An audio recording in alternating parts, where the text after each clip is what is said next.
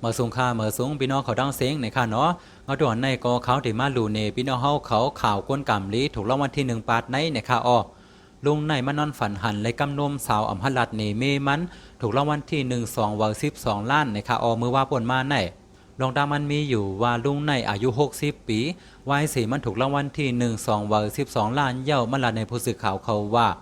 ก่อนที่เตออกนอนผันหันว่าไรกำนมสาวนอนเสียถอดโคอยู่ดินเนอร์ฝันนั่นเอามือกว่ากำนมด้วยกำคางข้างวายสีตื่นมาเย่ากออำหลัดนี่เมมันย้อนว่ากุไรพิษมอกันลักมาลามลองนอนฝันตัวเลขเอาหั่งกล้วยว่าเป็น4151ในค่าอ้อถึงกลางในเมืองแรงมาติลาอิด1 ม 8 ม 9 มในเมื่อหน้าสามีก้นขายหวยเวอไปเขาว่างเฮินมาก็เลยยิบซื้อไว้2ตัวลังมันเป็น4151 2เวอในค่าอ้อ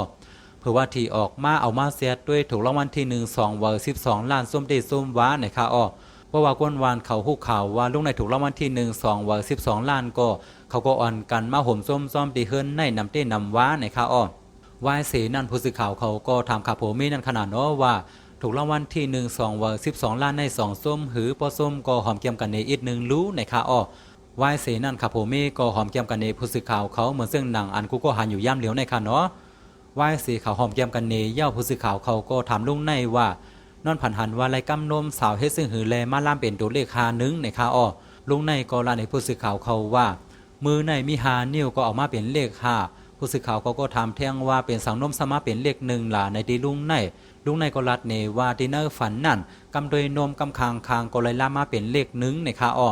วายเสนั่นลุงในก็สืบรัดในผู้สื่อข่าวเขาแท่งว่าเงินอันไรมา12 ล้านในที่เก็บไว้พองเสเดียวกว่าเฮ็ดศาลาหรือด้านตีเกี่ยงพองวายสีนั่นก็ที่เฮ็ดไว้เลี้ยงกันที่เฮิรนในเสที่สร้างลำวงมากาเฮก้นหวานเขาไรเกี่ยวไรมนกันในค่าอ้ออันเป็นก้นหลงเขาหน้าเอิงในซ้ำรัดในผู้สื่อข่าวเขาว่าก้นหน้าเอิงเฮาในกามเขาลีหนายามถูกรางวัลที่1มาเย่า6ก็ในค่าอ้อลุงอันนูเซอร์ไล่เหลียงสุกสียุ่มอยู่หิมคางมันในซ้ำขาเป็นได้ก็กันเมื่อปีกายมันก็ยามถูกรางวัลที่1มาเย่า2 วัน12 ล้านในค่าอ้อถึงมาปาดในได้ก็มันซ้ำพอมาถูกรางวัลที่1 2 วัน12 ล้านแทงเย่าคำในมันก็มายินซอมไตโก้มันในค่าอ้อและในก็เป็นข่าวก้นกำลีถูกรางวัลที่1บาทในนอนฝันหันและกำนมสาวเสถูกรางวัลที่1 2 วัน12 ล้านในค่าอ้อเพราะว่าพี่น้องเขานอนฝันหันและกำนมสาวเหมือนเสื้อหนังลุงในประจำกำด้วยค่ะเนาะอยู่สั่งถูกรางวัลที่1เสื้อหนังลุงในค่าอ้อ